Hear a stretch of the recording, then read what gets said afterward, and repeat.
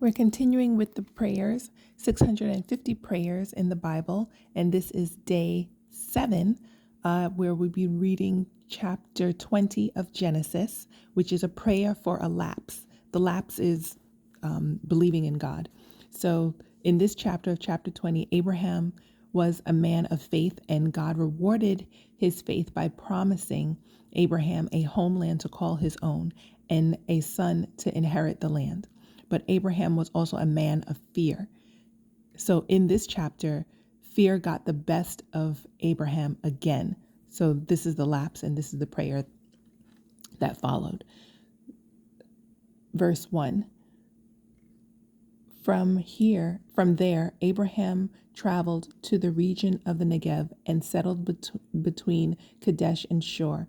While he was staying in Gerar, Abraham said about his wife Sarah, "She is my sister." So King Abimelech of Gerar had Sarah brought to him.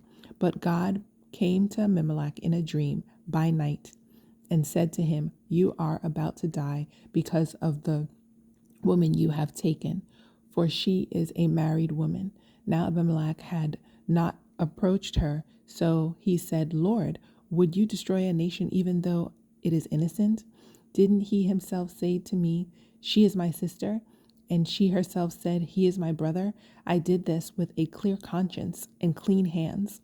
Then God said to him in the dream, "Yes, I know that you did this with a clear conscience.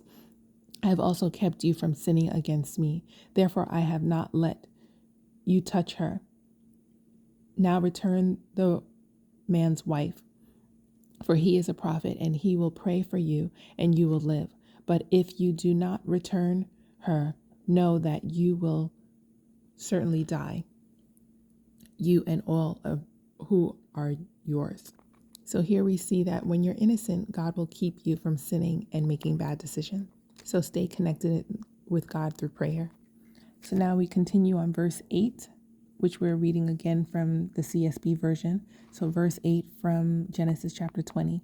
Early in the morning, Abimelech got up, called all his servants together, and personally told them all these things, and the men were terrified. Then Abimelech called Abraham in and said to him, "What have you done to us?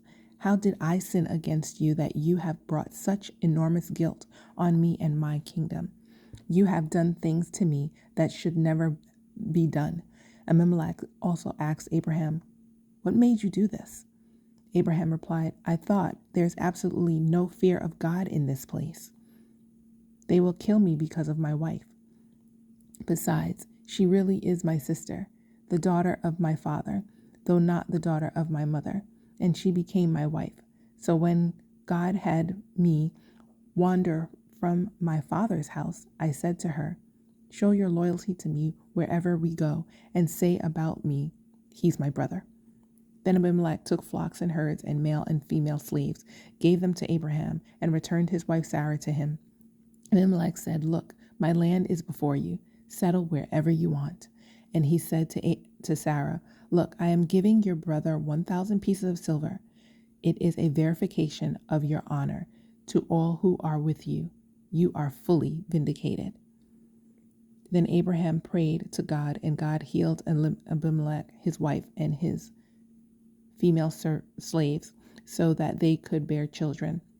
For the Lord had completely closed the wombs of Abimelech's household on account of Sarah, Abraham's wife. So it's clear here, as we conclude chapter 20, that fear really did get the best of Abraham when he lied that his wife Sarah was actually his sister, by giving such deception to King Abimelech, simply because he saw no indicators that God was known or revered in that city. So we can see that attempting to shade the truth to save your own skin is an affront to God's promise to save us, even when there's no obvious escape. And sin brings enormous guilt. But one person's bad decision can cause negative consequences for several others, as you see in the case of